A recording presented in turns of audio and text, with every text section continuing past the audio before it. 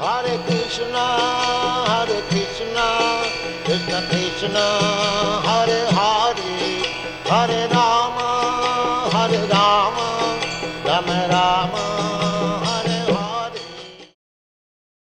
We have our guest of honor who just joined us, His Grace Dr. Keshav Anand Prabhuji. Thank you so much for giving us your association today and taking out your most valuable time. So without further ado, we will get started with our program today. To all the devotees who are on Zoom, thank you all so much for joining and welcome to our Krishna House Sanga Sunday program. We have a very, very special program lined up for all of you today with our special guest speaker, is Dr. Keshav Prabhu. So before we move on, I would just like to let you all know the format for today's program, which will be a little different. So first, we will have introduction of Prabhuji, then class for 45 minutes, and then we will be having question and answers from the audience, which will be for 15 minutes, and then at the end, we will have Arati and Kirtan, where you all will be able to take darshan of our lordships. So can I offer Garland to have any interview? Yes. Just give me 1 moment. So I would like to take the honor to introduce Prabhuji. Dr. Keshavanand Prabhu is born in an aristocratic family where his father was a higher government officer and his brother is a doctor in the US. Although Prabhuji was a doctor researching genetics in AIMS in India, he developed the hunger for higher spiritual realization. He went to the Himalayas in search of higher truth and meditated with the yogis there, and later read all the scriptures of all the other existing religions and philosophies. To know the Vedas, he learned Sanskrit for 12 years before coming in contact with Srila Prabhupada's books and organization, ISKCON. Prabhuji compared his previous research to Srila Prabhupada's books and concluded Srila Prabhupada to be the real teacher in this modern scientific age. Therefore, he accepted His Holiness Bhakti Vikas Swami, Srila Prabhupada's disciple, as his spiritual master. And for the last 20 years, he dedicated his life to teaching Krishna conscious philosophy all over the world, especially at Harvard, MIT, and other elite universities. Since then, he has done extensive research in the field of science and spirituality and has authored various books and delivered scientific seminars in various colleges around the world. In India, he has also been able to open a Gurukul, a traditional system of Vedic education, and a farm community based on the Vedic way of living to show how to lead a satisfied and happy life in harmony with nature. Although glorifying a pure devotee is never sufficient, we're glorifying Prabhuji to purify ourselves and advance in our spiritual life. So today we are very fortunate to have His Grace Dr. Keshavanand Prabhu with us. So please join me in welcoming him by chanting Hare Krishna. Hare Krishna, Hare Krishna, Krishna Krishna, Hare Hare. Hare Rama, Rama Rama. अच्छा कर लेंगे. And our father is offering garland Radha Kanta. to Prabhuji. Hare Krishna, Hare Krishna. Thank you, Prabhu. Sardar Prabhu, how do you know? Did I meet you sometimes in America? Yes, when you were visiting in New Orleans, you gave seminar. So I was attending. I bought your books and your flash drive, like couple thousands hours lecture. And, New Orleans, I came. New Orleans, what's New Orleans? I don't remember when New Orleans. Yeah, you came. Gargamuni, actually, Gautam actually introduced you here. Okay, right. Oh, now I understand. Okay, yeah, New Orleans, fine. Oh, okay, I got it. Yeah. You are Acha. well known all over the world. I am very insignificant, but somehow you are giving your mercy today. So we are so grateful. Hare Krishna. No, come on. Anyway, thank you for inviting. That's very nice. Okay, so so he's also there. What's his name? Janeshwari and what's his name? Garmani or what? Yes, What's his Prabhuji. name? Gautam? Hare Krishna. Dandavat Pranam, Prabhuji. Yes, I'm here. Janeshwari is here. Janeshwari. Okay, you're Yes. also there. Yes. Yeah, okay, fine. You are there. Fine. Okay. So yeah, I'll just speak on. Sorry, I just forgot how much time is the lecture for. She announced there. Around 45 minutes, Prabhuji. Okay, fine. There's Fine. question and answers for about For 15 minutes, yeah. Okay, I'll keep in mind. That's fine. So we are discussing 9th chapter, 3rd verse, and I'll just take it up. Om Namo Bhagavate Vasudevaya. Om Namo Bhagavate Vasudevaya. Om Namo Bhagavate Vasudevaya. Om Jnanatya Marandasya Jnananjana Shalakya Chakshurumritam Yena Tasmai Shri Gurve Namah.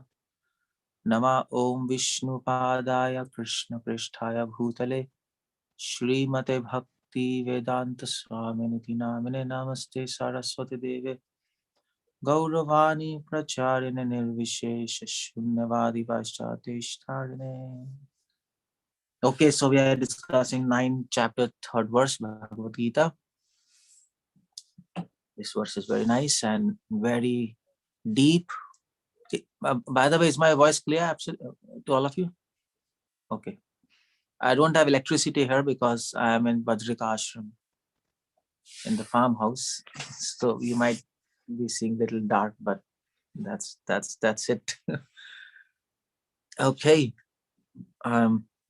We don't keep electricity in farmhouse in here. So that's the point. So the verse is Ashadadhana Purusha Dharmasya Se Parandapa Aprape Mam Nivartante Mrityu Samsara Vartmani. This is the verse 9.3. And what exactly Krishna is trying to say here? It's difficult to understand what he's trying to say because he is he and we are we. But in the last verse, Krishna glorified bhakti. And he said, Raj Vidya, Raj Guyam, Pavitram Yetam Uttamam, Pratyakshavagamam Dharmayam, Susukham Kartumamyam. Krishna said devotion. Actually, Krishna gave so many adjectives for devotion.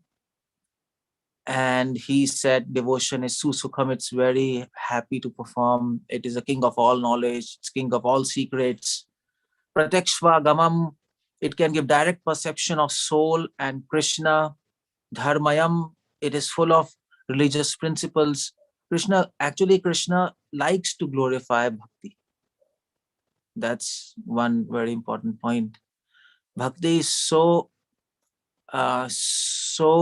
let me say, so what should I use? Bhakti is so potent and so important that even Krishna, the Supreme Personality of Godhead, he wants to glorify bhakti. Everybody glorifies Krishna, but he glorifies bhakti.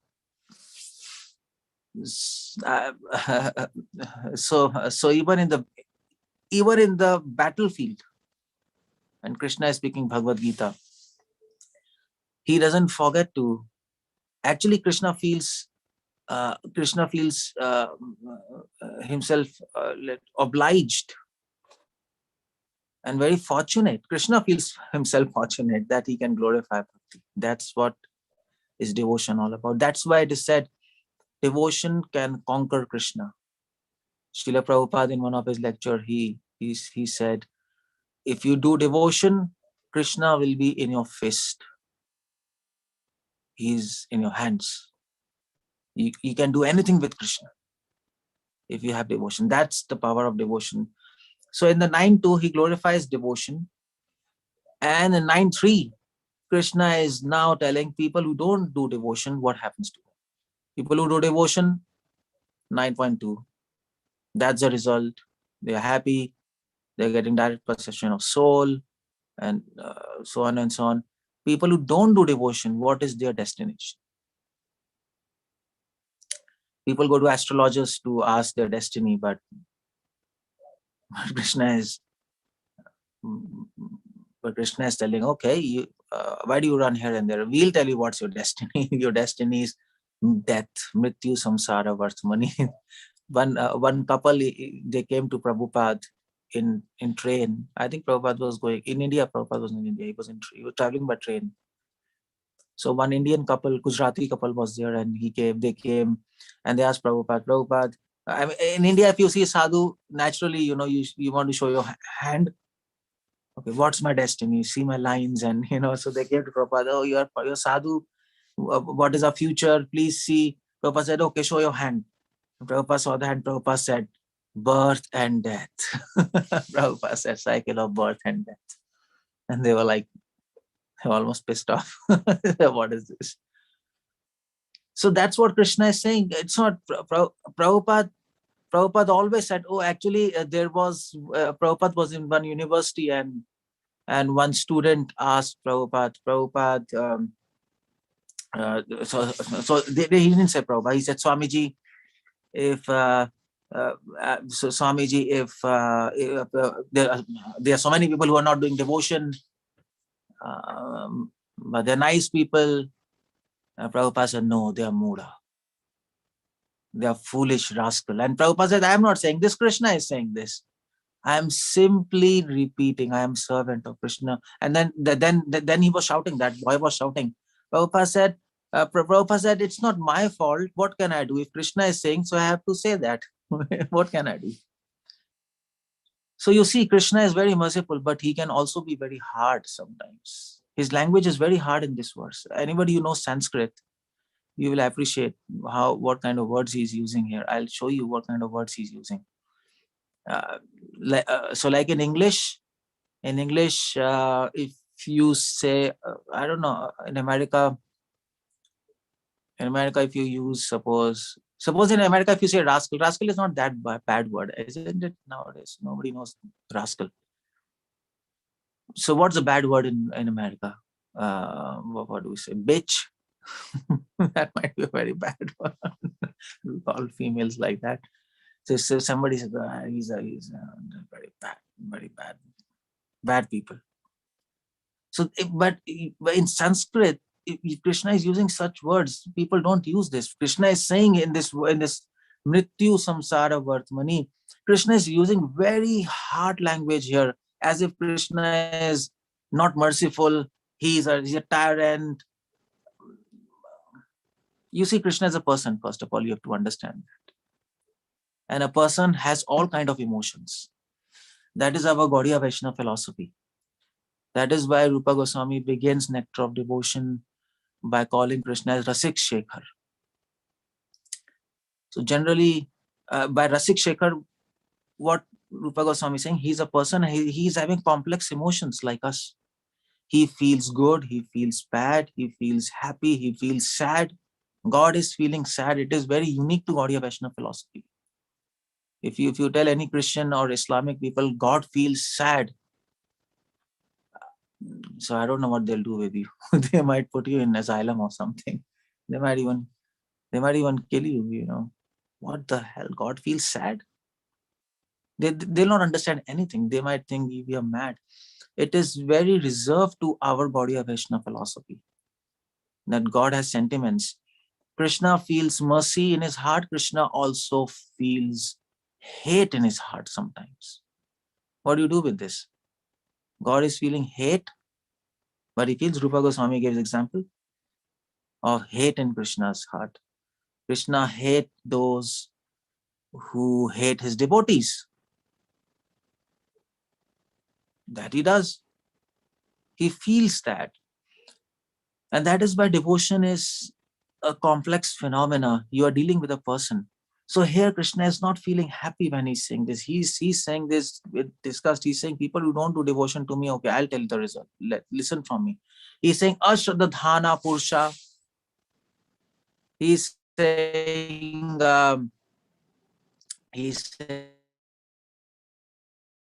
in me. People who don't have faith in me. Ashraddhana means don't have faith. That's the meaning of Ashraddhana. Shraddha means faith. Shraddha means faith, and Ashraddhana means no faith. That's how it goes. So Krishna is saying people who don't have Purusha means Purusha here doesn't mean males only.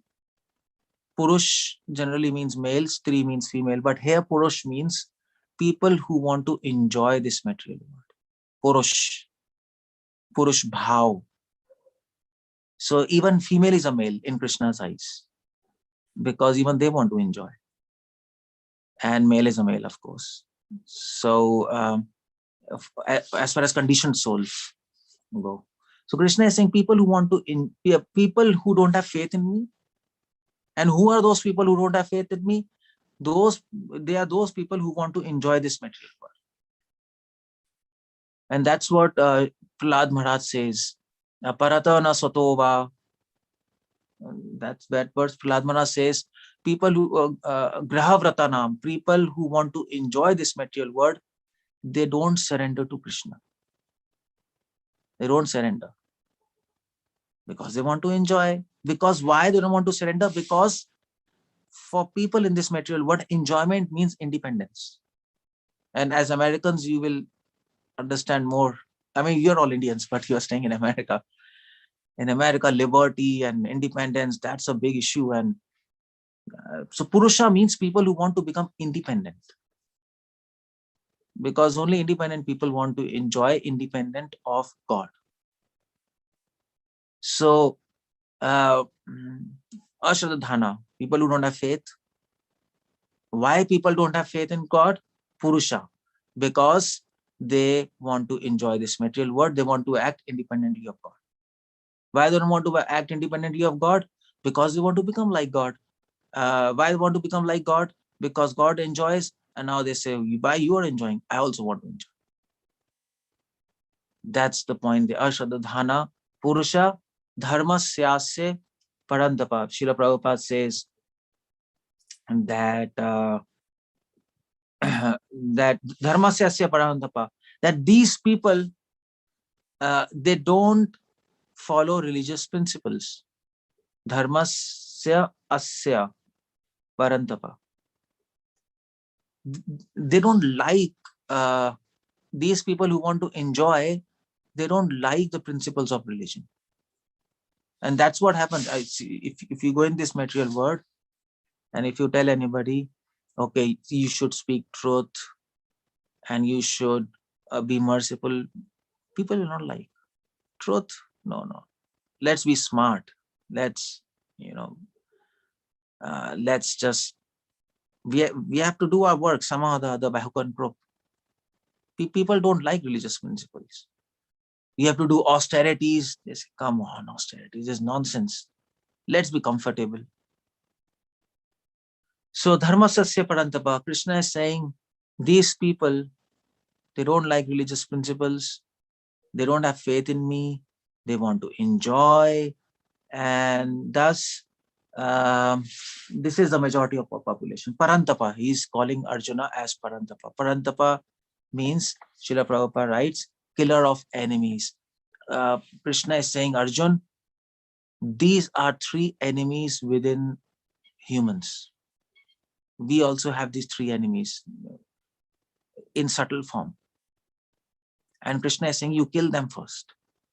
If you don't kill them first, then you will not be able to do devotion to me. So these are the three enemies. In other words, we have three enemies within us. Faithlessness, enjoying tendency, Purusha, and tendency to do sin. We have inclination towards vices and sin.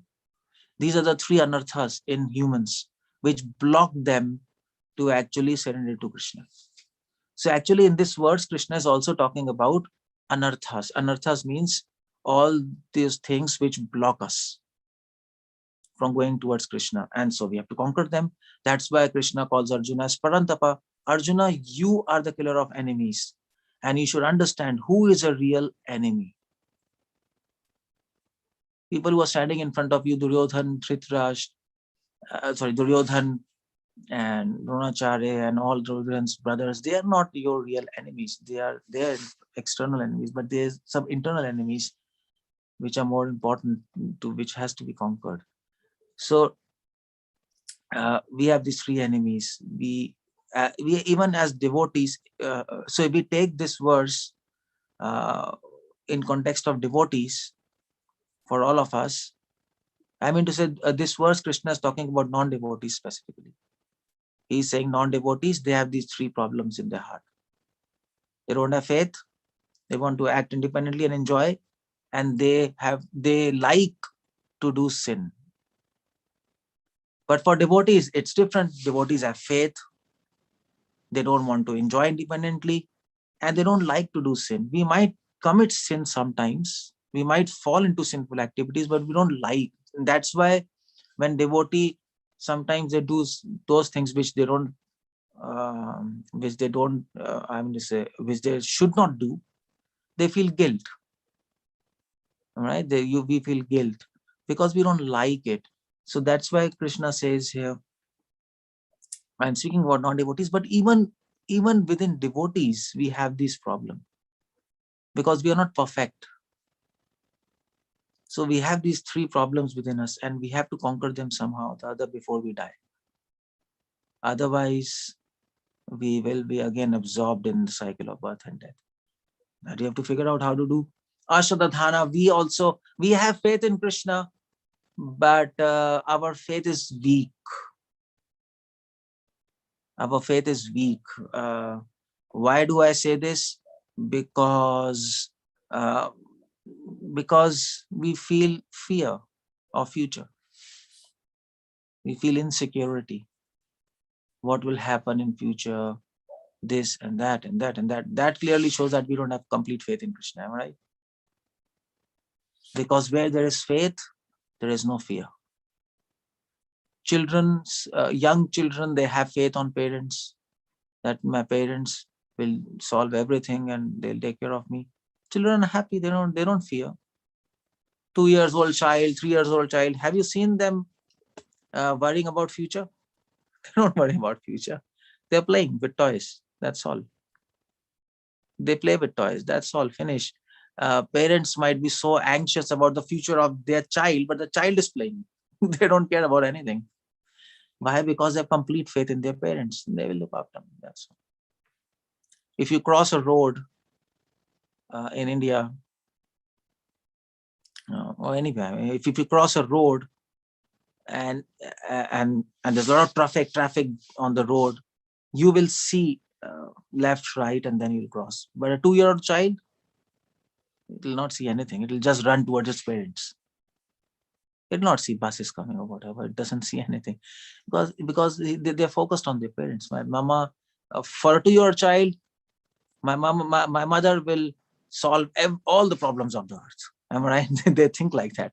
My father is superhero. He will take care of anything. Even if Prime Minister comes, he'll shoot him and whatever. They might think anything. They have complete faith. But our faith is weak. So, and they have complete faith, that's why they're happy. But as we grow old, we fear about our future because we lose faith on our parents. Why we lose faith? Because we understand that they are also humans and they have also got limitations.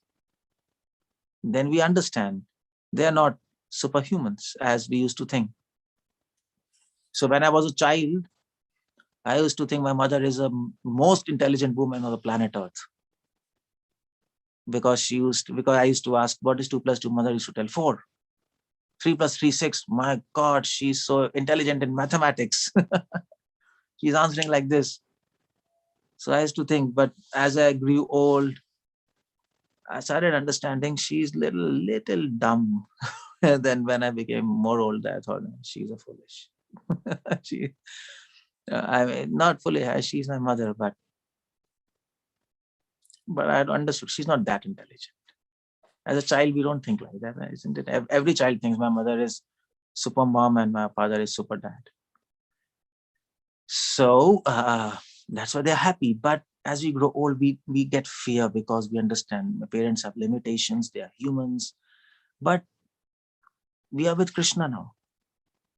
Krishna doesn't have any limitations. He's beyond even superhuman. And still, if we fear, this means we don't have faith in him. We don't have complete faith. That's why Prabhupada used to say, if you have anxiety about this material world, then you are not on spiritual platform. You are not connected with God. So that's why devotees have absolutely no anxiety. So that's why we can say most of us, we fear about future, we fear about security, we have anxieties and tensions.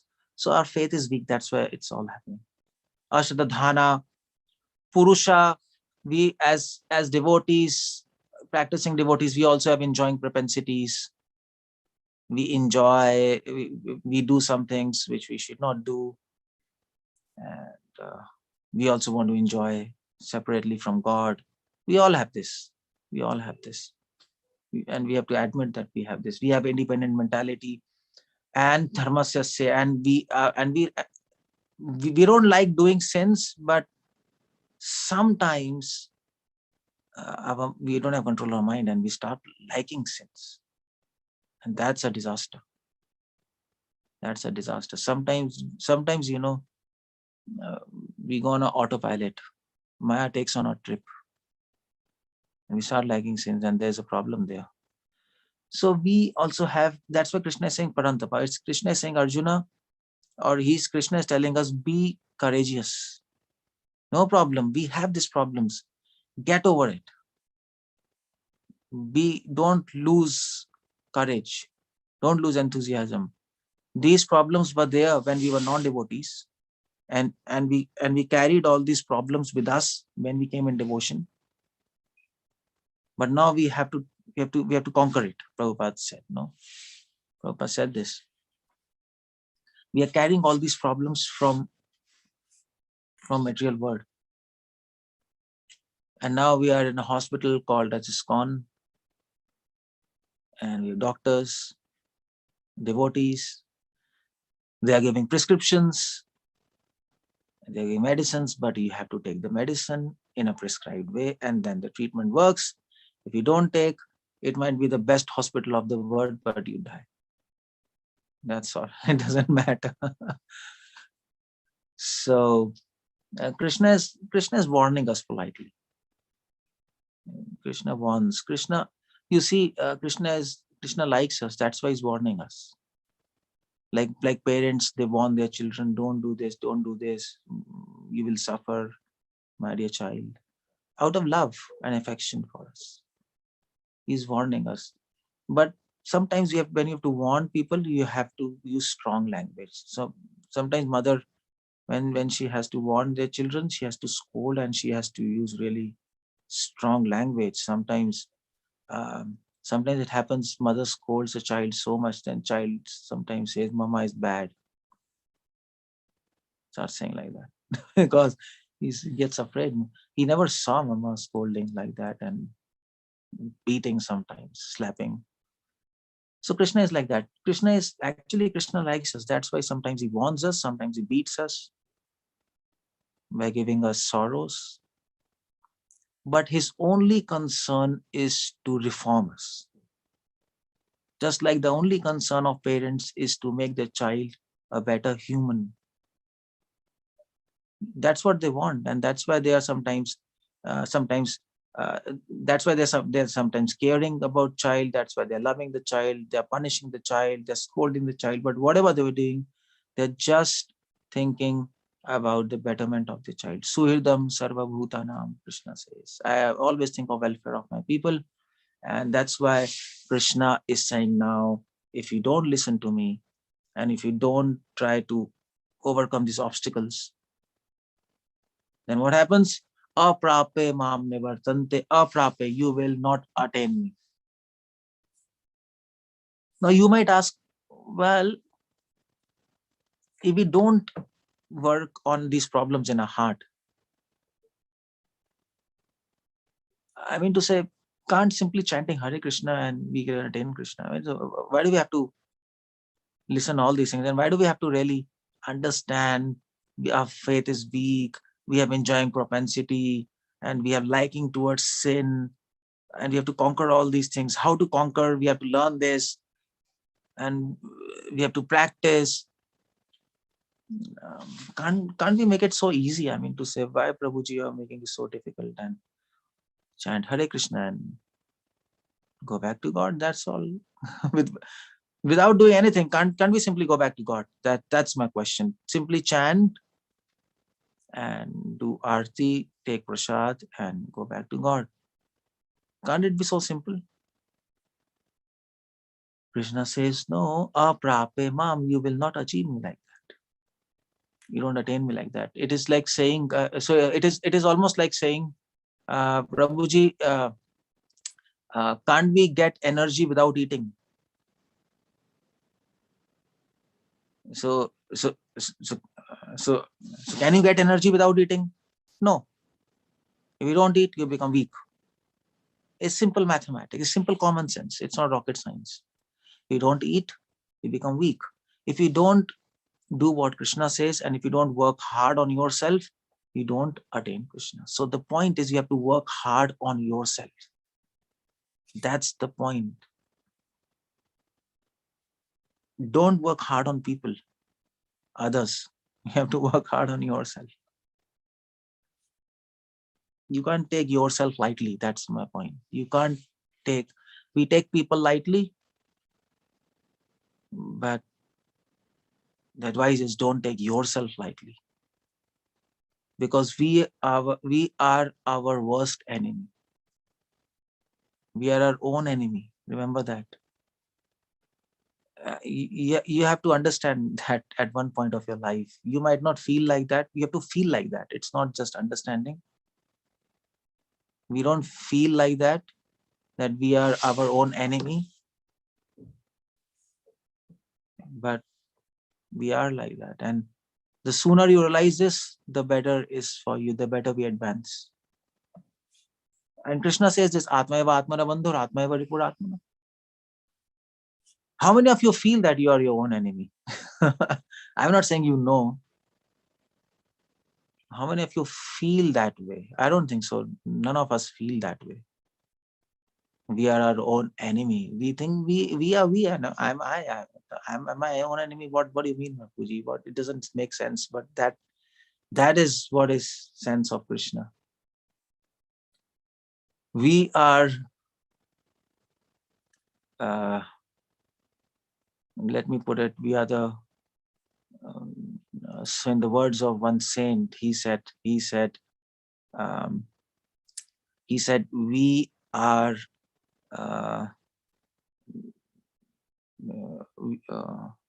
Actually, I forgot the exact words. He said, we are nothing. We are nothing. We are not at all important. And we are our worst enemy. That's what one of the saints he said. And he actually repeats the same Bhagavad Gita. Krishna says that. So Krishna says, if you think you're your own friend, and then there's a problem, then aprapemam, you don't attain me. You don't attain me. The point is, before coming to any solution, we have to understand the problem. If you don't understand the problem, then you don't get good solutions. Just like a patient goes to doctor has to diagnose the exact disease, and then you get the medicines. Otherwise, the medicine doesn't work. So Krishna, as a good doctor, he is diagnosing the disease in the first sentence. He's saying, see, my dear brothers and sisters, you have a disease.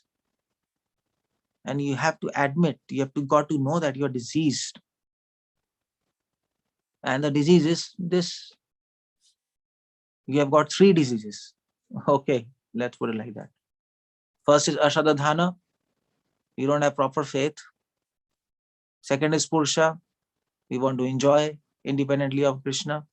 And third is Dharmasyasya. We have liking for sins and irreligion.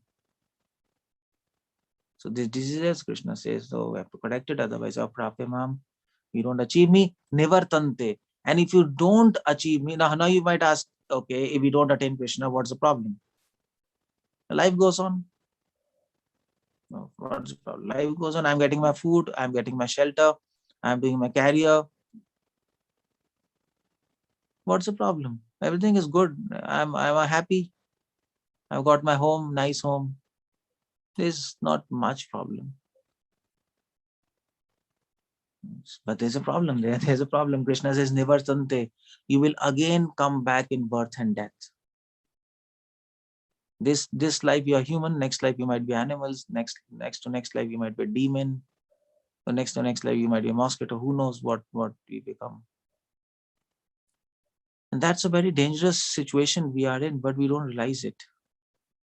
Why? Because we are very comfortable in our lives.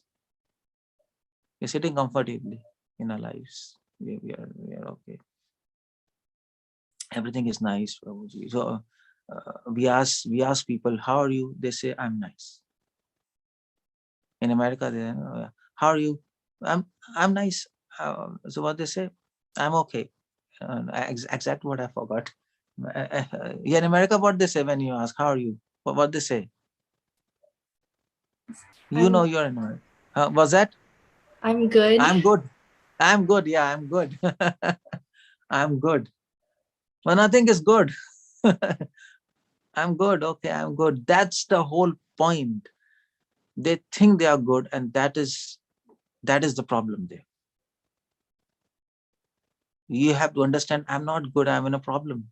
And then you go to a doctor and then you take proper treatment. If you think I'm good, then you don't do anything because I'm good.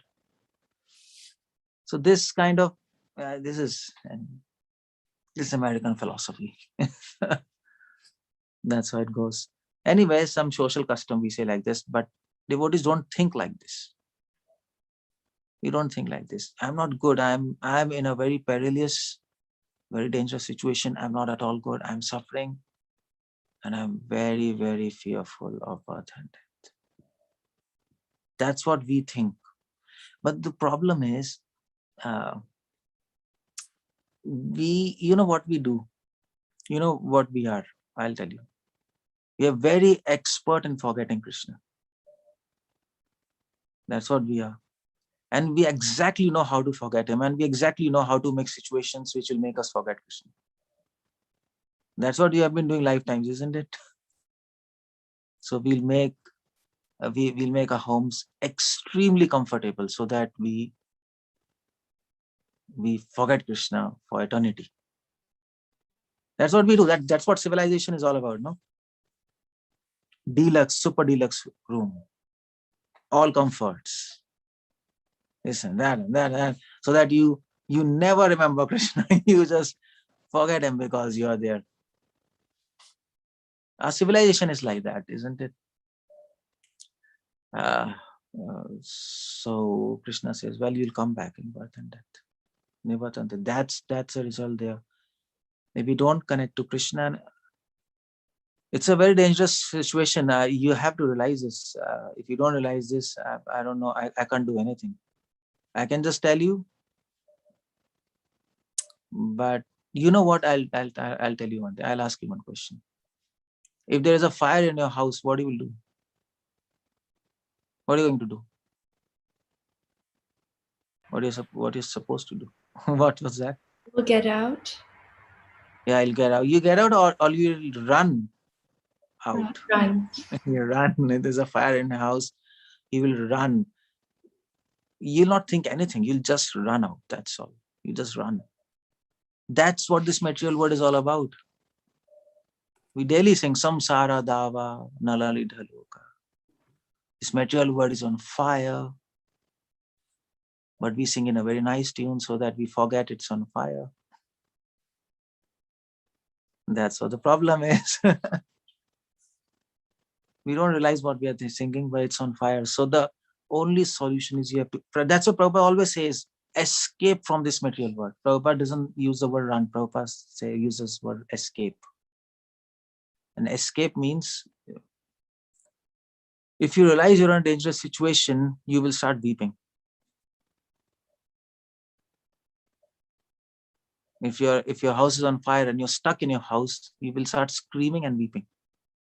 That's what you'll do, isn't it? If you can't run out, start screaming, please help, or no help is coming, you'll start weeping.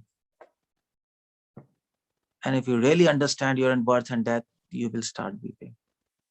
That is supposed to be like that. I mean, it should happen like that. But now you tell me another question. Suppose if your house is on fire and you're stuck in the fire and you can't run out, nothing is happening, and you are very happy and laughing. So what is so who are you? I mean, what's your mental state? If you're stuck up and you're laughing and you're very happy, I'm good, then what do we say about such people? So what's the diagnosis? Is he a normal person?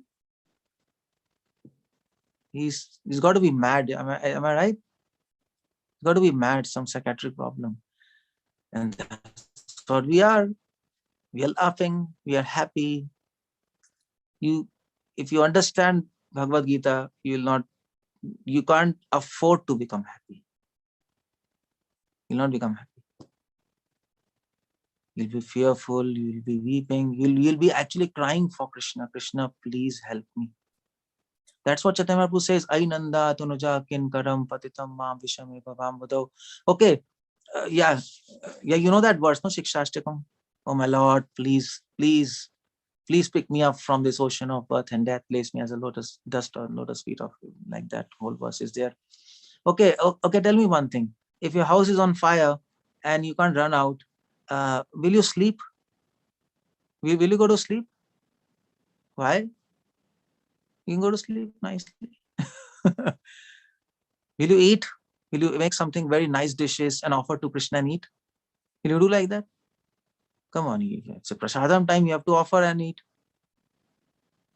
You'll not do anything. You'll not offer, you'll not make, cook, you'll not do anything, you will not sleep. Will you do arti? If your house is on fire? Nothing. You just run. That's all. You'll not be able to think anything. That's the whole point. So if that's a Prabhupada said, the test of advancement in devotion is your sleeping, eating will reduce. You will not be able to sleep because you know it's such a dangerous situation. What to do? You'll be complete anxiety. Your eating will reduce. You'll be just focused on one question, how to escape. That's all, nothing else. You'll be focused how to get out of this house. Other things are very secondary. That is what Krishna wants from us. Actually, that is the normal response if you understand the right situation. So who are we? Tell me. We are normal or abnormal? Looking at a situation as far as our discussion goes. It seems to me that we are all abnormal people, and we are all, I think we're all psychopaths, am I right? I think we are psychopaths because we know everything, we understand everything, and yet we are happy and we are not anxious what to do. This, if you read Bhagavad Gita and if nothing like this is happening to us, then this requires a lot of madness to not get a proper response. It seems, at least I can talk about myself. I can't say about you, but that's the point. Krishna says, Aprape. It's a very hard statement. Aprape mam nivartante. Which devotee can read this? Aprape mam. Krishna says, he will not attain me. A devotee's heart breaks when he reads this. He will not attain Krishna. My God, what's going to happen then? Without Krishna, we are dead. We will not be able to attain Krishna. Oh, very sad situation. And Nivartante will come back in this material world. Sadness and fearful. So both of this, Mrityu samsara vartmani. So where do you come back? Mrityu samsara vartmani. You come back in the word of death. Mrityu samsara. Mortal word. Prabhupada says the word of death, not the word of life. The word of life is Golok. This is the word of death because everything is dead. Our souls are dead because we don't have devotion. And we are attached to those things which are dead. Our body, it's all death all around us. It's all death. That's why this word is called the word of death. Because whatever we attach, because attachment to this material world, even a slight attachment in this material world will take us towards death. Our final destination is death. That's why in scriptures it is said, man is either mud or stool or worms. Prabhupada said, these are the three destinations of a body. Either we become mud if we are buried, or ashes. Either we become ashes if we have burned, or we become mud and worms if we are buried, or we become stool. If a body is thrown, then some vultures eat and then we become stool. That's our destination. Mrityu, that's why this word is called Mrityu Samsara Vartmani. Vartmani means again and again. Vartmani means again and again, again and again, again and again we go through this. So if you want to go through this process, then Prabhupada says it's up to you. But Krishna is saying it might be painful. Remember that. It might not be painful now, but in future lives, it might be very painful. Remember that. But there's a way to escape from it. As you see, this verse is depressing. I told you this verse is depressing. Well, what to do? I had to speak on this verse, so I can't help it out. But anyway, you read ahead. Krishna is saying there's a solution. But solution comes when you understand the problem. That's the whole point. Krishna is trying to tell you the problem. He will also tell the solution, but Krishna is trying to tell you the problem. And he's saying, understand the problem, understand the criticality of problem, understand the seriousness of problem, and then I'll tell the solution. And then you can get out of this birth and death. So that's the whole point there. You can go and read this verse. Prabhupada writes a very nice commentary on this. Prabhupada comments on faith in this purport. Read that. Well, I'll just end up here. Any questions? Hare Krishna, Srila Prabhupada ki jai. That's all.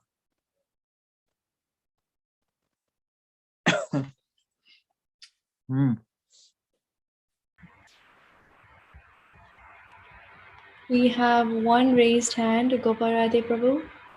Please feel free to ask your question. Hare Krishna Prabhu, Dandat Pranam. Thank you Hare so Krishna. much. That was a wonderful class. Haribol Prabhu. Thank you, Hare Krishna.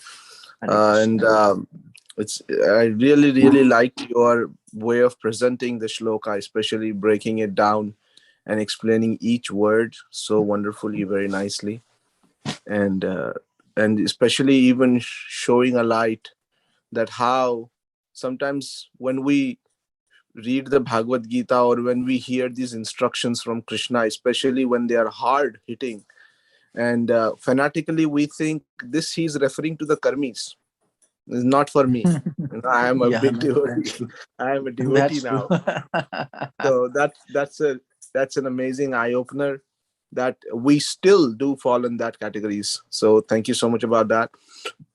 My question was about this, especially when you raised the point of how in devotional life we should be always anxious to find a solution to get out, always be endeavoring to get out, always I think even it has been said also that our this is the art of dying.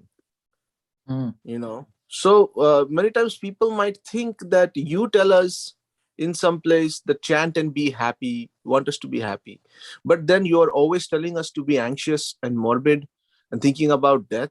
So how these two contradicting things go together? So how are you going to be happy in life or Krishna consciousness if you are always thinking about death, if you're always in this anxious morbid situation? So Yeah, what it's a can we good explain? question.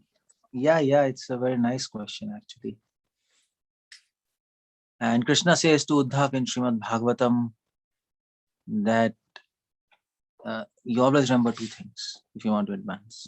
Krishna says to Uddhav, remember me and remember death. He said this. Now, how do we reconcile this? Reconciliation is we're always fearful that death is behind us.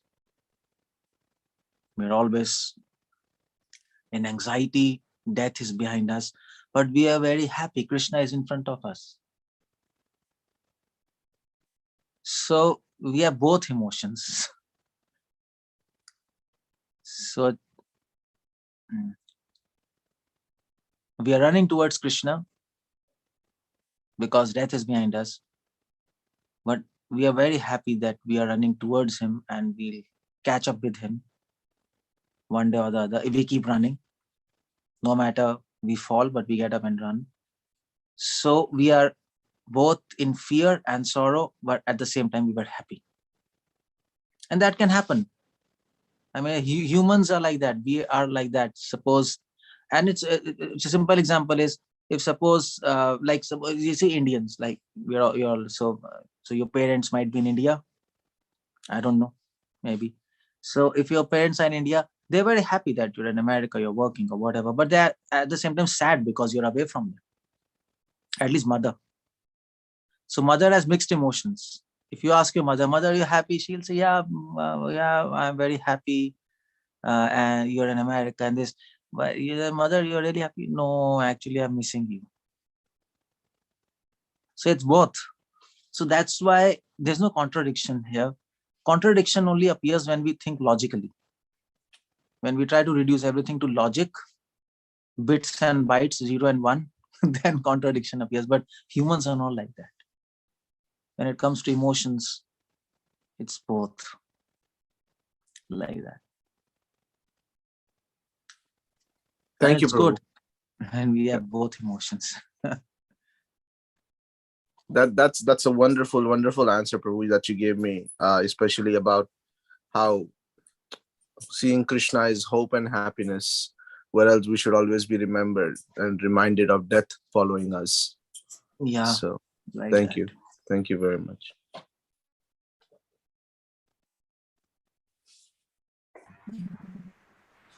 Thank you so Okay. much, Prabhu, for asking such a thoughtful question. We have one more question in the chat by Jishnu Prabhu.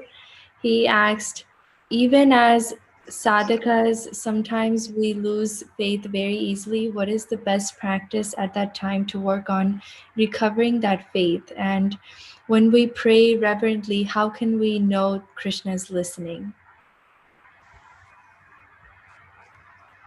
Oh, so we have two questions here. Yes, Prabhu. Yeah. So what's the first question?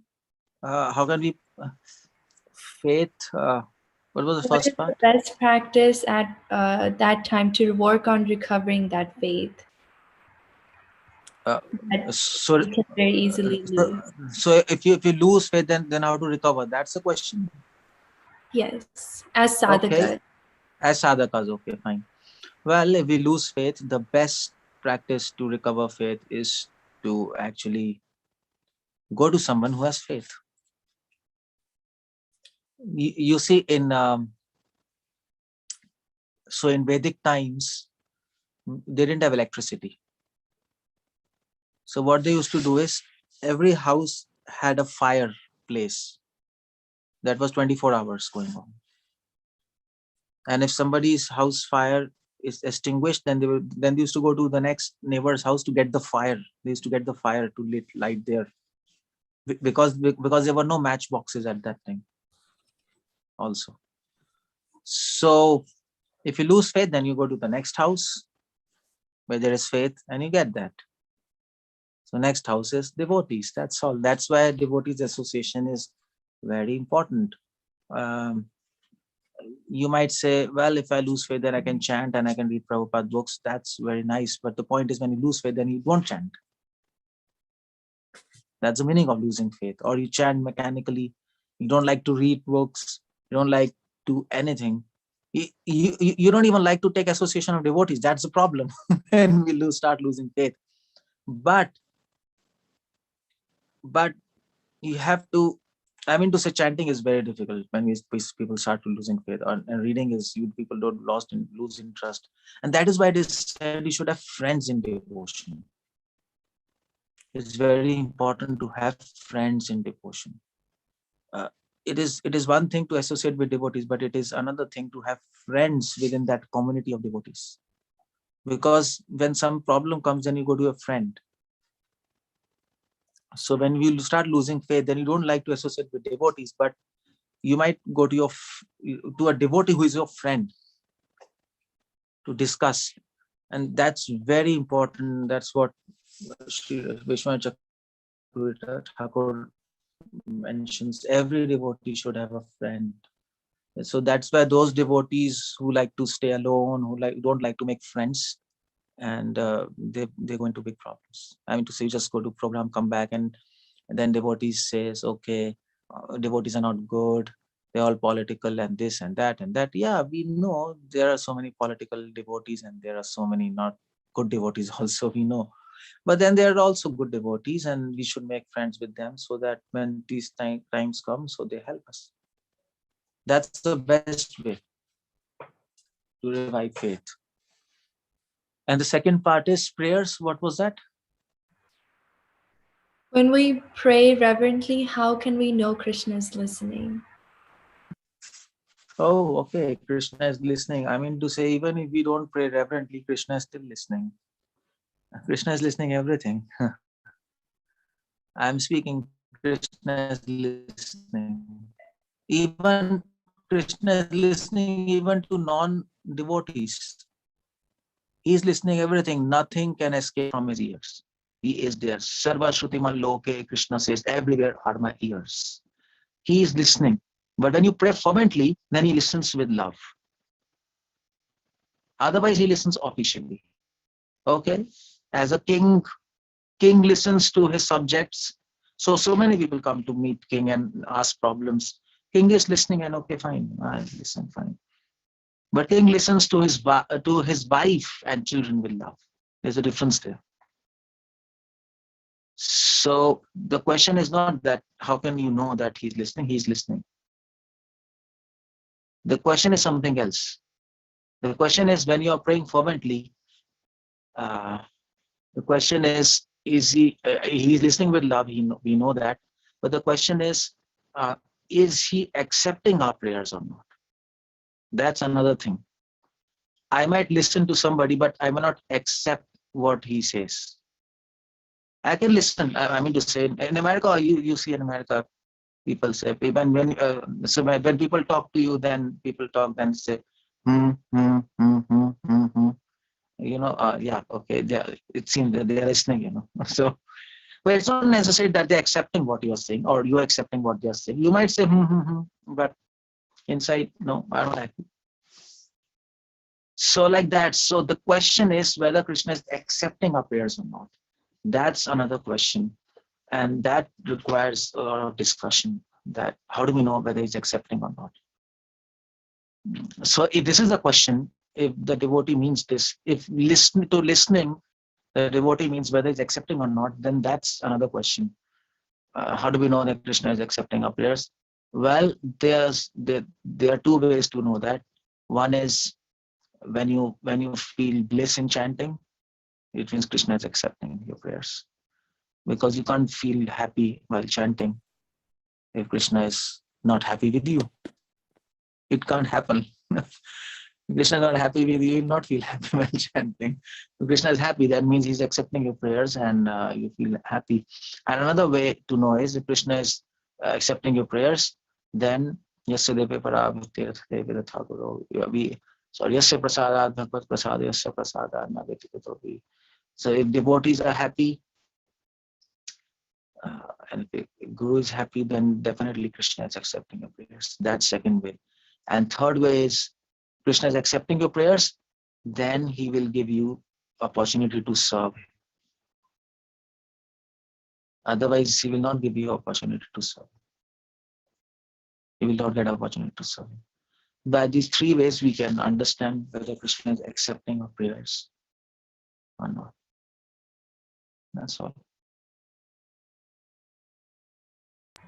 Thank you, Prabhuji, for such an insightful answer. We have time for some more questions. So I would like to request the audience, if you have any questions, please feel free to raise your hand or type it in the chat box, or you can unmute yourself and ask your question. Thank you.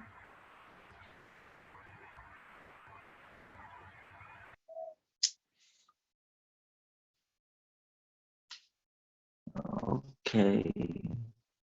I don't think so.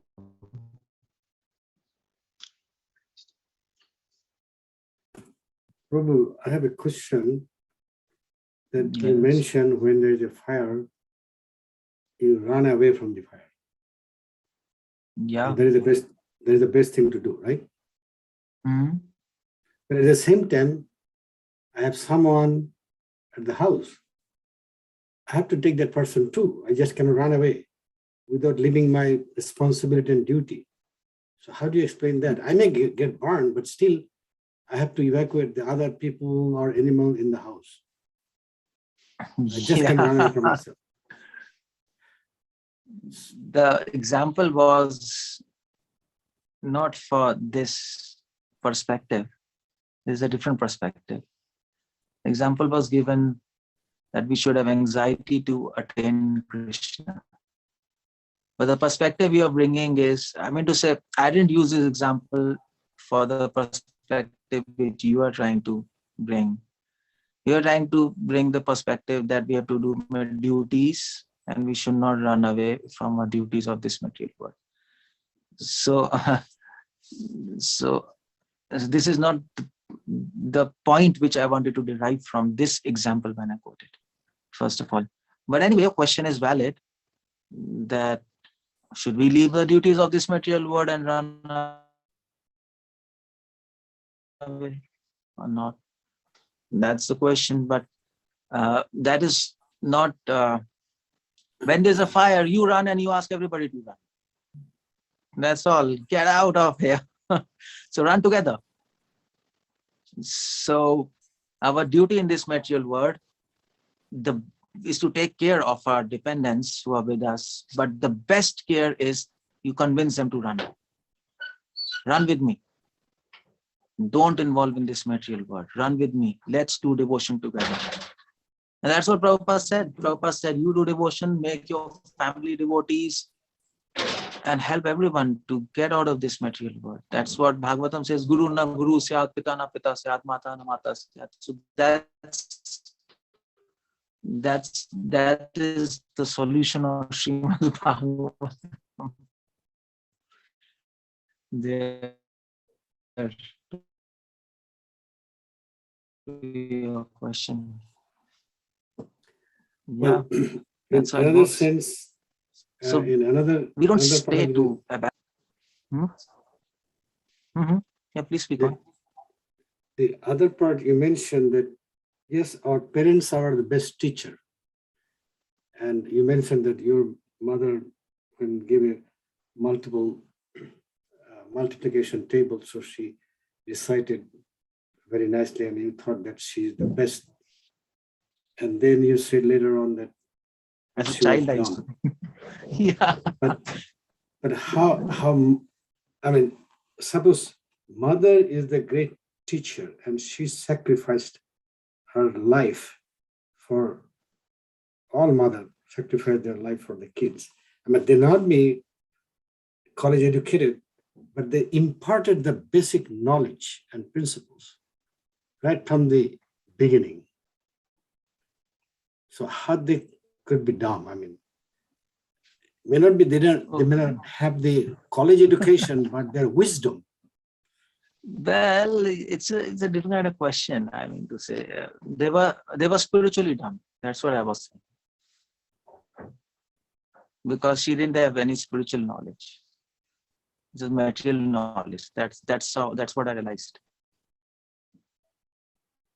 And that goes for everyone. Everyone is spiritually dumb. But now she is a devotee, so I'm good there. She's in America, Boston. She's a devotee. Okay. So now she is intelligent. I see. But that lady gave you birth, so you became more intelligent and you were religious. Our real mother and father is God. If a mother loves me so much, how much millions of times Krishna loves us? That's also a point there. And that's why probably I think Krishna made mothers. Otherwise Krishna could have, otherwise Krishna can't do anything. I mean to say, so we could have been born like fruits hanging on trees. Somebody can pluck us and take us. It could have happened. So I'm not joking. So in Padma Puran, one rishi was there, and he had a wife, and the wife got annoyed with the rishi, and rishi got annoyed. Something happened. So that wife said, "Okay, I'm going away," and she said, "Okay, now you will never have kids." So rishi took a challenge. He said, "Okay, fine," and he did some meditation, something, and then he grew a tree. And the kids were hanging like fruits on the tree. So he was plucking the kids like apples from the tree, and this happened. So my point is, Krishna can do anything, but probably I think he made mothers so that we can get an understanding what kind of love he has for us. His material mother and father, they have this kind of love. If you multiply millions and millions and millions of times, that kind of love he has. So everything in this material world is there to help us realize what is our relationship with God. That is the perspective of a devotee. Thank you, Prabhu. Hare Krishna. Okay. Thank you so much. Hare Krishna. Anyone else have any other questions?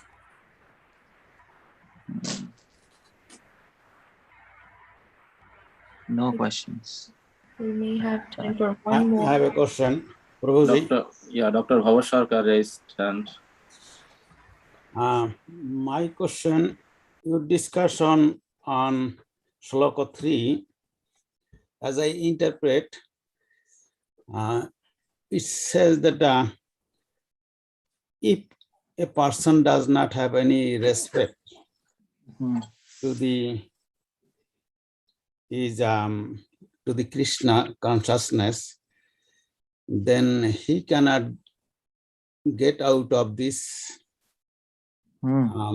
material world. In other words, reversely we say one has to get out of this material world and reach to the God.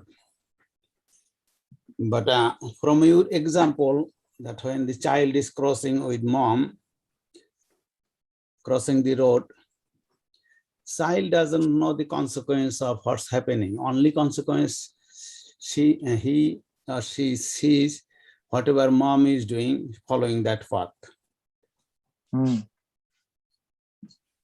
God knows everything, so God can control that child, even though the child does not understand anything.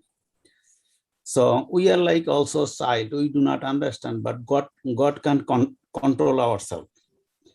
If we go to the next verse, which is 4, they are supposed to answer. I was reading while I was listening to you as well, that in this unmanifested world, the God is perverting this in unmanifested way, this whole world.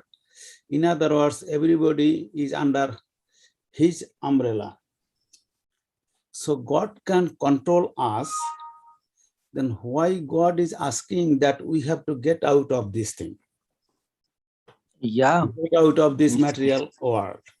it's Because a question. this next verse says that clearly, that I am pervading unmanifested form. This entire universe is pervaded and all beings are in me, and but I am not in them. So as I understand, it says that everything belongs to him, like my finger, hands, whichever way I want to control, I can do that. Yeah. So God can do that thing too. That's true. Yeah, it's a good question. He can control us, and he can just take us out of this material world. He can do anything. And yeah, it's a good question actually. Bhaktivinoda Thakur raises this question. And even in Christian theology, this question is raised. If God is omnipotent, if he's all powerful, he can just liberate us. That's all. But he doesn't do that. He asks us to put efforts to get liberated. Now the question is why? So the answer is that he can control us, and he can liberate us, but then that will amount to what do we say? Tyranny. Tyranny means that will amount to like a Hitler. So he'll control us. But actually, he wants us to love him. And in love, the most important thing is free will.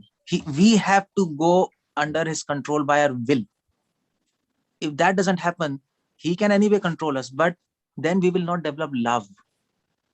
We'll be like robots. So he'll do everything for us. But now you can question, but now you can say, well, he can also give us love. Because he's all powerful.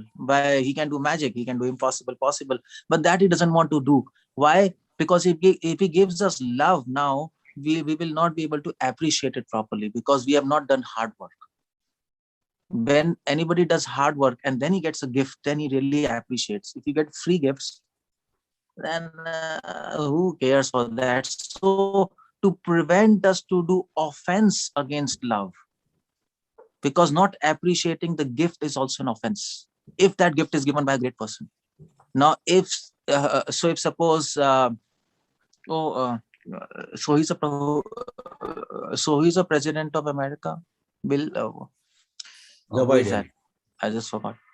Joe Biden. Joe Biden. Yeah. So suppose Joe Biden sends you a gift, and the gift comes, and the postman comes courier, and this is gift by Joe Biden. You have to give respect. You'll be first surprised and you'll be so happy and with this gift. And if you don't give respect to that gift of Joe Biden, then he'll get pissed off. He'll say, come on, I have given gift, So not giving respect to the gift is not giving respect to the person who is given the gift. So Krishna doesn't give us love. He wants us to work hard to get love, so that when he will give, then we will appreciate it. It's just like the example is given, Bhaktivinoda Thakur and Prabhupada gives. Suppose if I give a food to somebody who's not hungry, even the most tastiest food of this world, if he's not hungry, it will not taste to him nice. But if you're hungry, then even the worst food will feel so tasty. So hunger increases the taste in the food. Similarly, when we work hard to get love, and we get hard to get liberated, then Krishna gives liberation and love, and then we appreciate his gifts, and in turn we appreciate him. So that's why he doesn't do this control thing. Otherwise, it will not help our souls to grow. That's the answer there. He asks us to work. You work. Okay, thank you. Hare Krishna, Hare Krishna. Hare Krishna. Thank you, Prabhuji, for such a thoughtful question. And thank you to Prabhuji for such a profound class where you blended higher philosophy of Krishna consciousness with practical examples and pinpointing our areas of development in devotional life. And thank you to everyone who asked such nice questions. And thank you, Prabhuji, once again for thoroughly answering them. We humbly request you to please give us your association more and more in the future to enlighten us. And we really appreciate you for giving us your valuable time out of your very busy schedule. We know that it's late for you, so we really appreciate you Yeah. for your Quite time late. and association. So now we will move on to the final part of the program, which is Arati of our Lordships, where we will be offering lamp on behalf of all of you and everyone's well-being. So we request anyone who can stay with us, please stay with us so we can all do Arati together. Hare Krishna. And we would also like to offer our obeisances to Prabhuji. Vancha kalpatarivasya kripa Sindhubecha patitanam pavanebhyo Vaishnavibhyo namo namah. His Hare grace. Krishna. Keshav Anand Prabhuji ki jai. Hare Krishna. Thank you. Thank you very much. Thank you, Prabhuji. We got double mercy because Prabhu is giving class from Bodrikashram, right, today? Yeah, I'm in Badrikashram. That's so to true. hear the name of Bodrikashram, we can get purified. yeah, thank you for reminding. Thank you for telling people. Badrikashram, Badrikashram is a farm project, Varnashram project we have started in India. We have Gurukul here, some families and brahmacharis, we are all here. So we are doing our own farming and growing we have our own cows, and we're trying to set this model which Prabhupada wanted for the whole world. So you can give your blessings, all of you, so that we'll be able to do something in this project. It's a difficult thing, but anyway, we need blessings of Vaishnavas. So Prabhuji, thank you so much for Thank you, Prabhu. Thank you, Sarkar Prabhu, for so please visit Baton Rouge when you come America. Program. And Yeah, definitely. Definitely, always New Orleans, yeah. And devotees are joining actually from New Orleans, Baton Rouge, and all over the world to get your association, get your blessings. So we need blessings, pure devotee like you, so we can advance in our devotional life. Thank you so much. Well, Hare Krishna. Jai Hare Krishna. Hare Krishna. Where is Bodrikashram location? Badrikashram is in Punjab. If you are, it's near that place, Patiala or Chandigarh, somewhere. Yeah. So, yeah, there. Okay, Jai. Yes, please bestow your blessings on us, and please give us your association again in the future. Hare Krishna. Yeah, thank you. Hare Krishna. Hare Krishna. Namayam Vishnu Padaya Krishna Krishnaya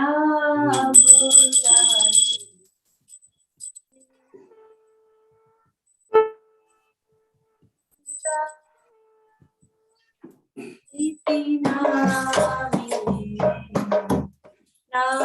Namaste Saraswati Devi Gauravani Pracharini Nirvishesha Adi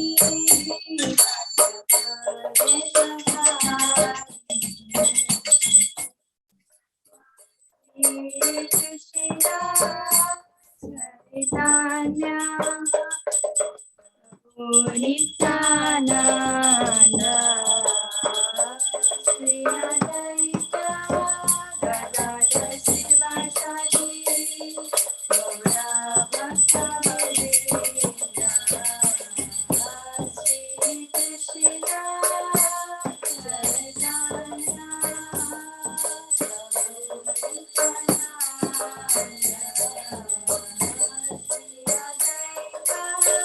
Gadadhar Sivasadi Gaura Bhakta-vrinda Hare Krishna Krishna Krishna Krishna Hare Hare Rama Hare Rama Rama Rama Hare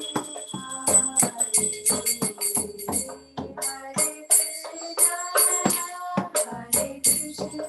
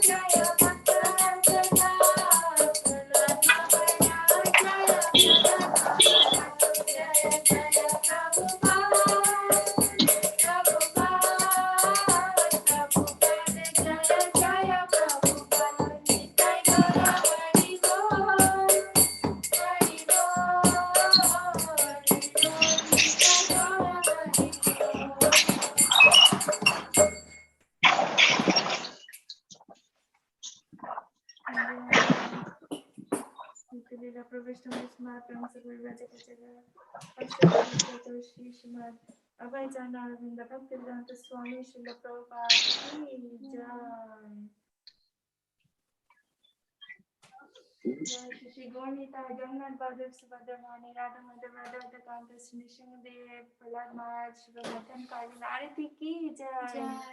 Arati Tamshivan Kali, Bhakta Vinda ki jai. I go from Nandhari Haribo. All glories to the Samudhi devotees, Hare Krishna. All glories to the Samudhi devotees, Hare Krishna. All glories to the Samudhi devotees, Hare Krishna. All glories to Shri Guru and Gauranga, all glories to Srila Prabhupada ki jai. Hare Krishna, dear devotees. So we have reached the end of our program today, and we would like to thank each and every one of you for attending today's very special program with His Grace Dr. Keshav Prabhuji as our special speaker. And thank you to all of you for participating and being with us so far. So we will end the program here by chanting Hare Krishna Maha Mantra for the well-being of everyone. Hare Krishna, Krishna Krishna, Hare Hare, Hare Rama, Rama Rama, Hare Hare. And we'd also like to offer obeisances to all the Vaishnava devotees of the Lord who are just like desire trees who can fulfill all desires and are full of compassion for the fallen conditioned souls. Vancha kalpatarubhyascha kripa sindhu vacha patitanam pavanebhyo vaishnavebhyo namo namaha. Ananta koti Vaishnava Vrinda ki jai, Srila Prabhupada ki jai, Sai Gaur Premanand Hari Hari Bol.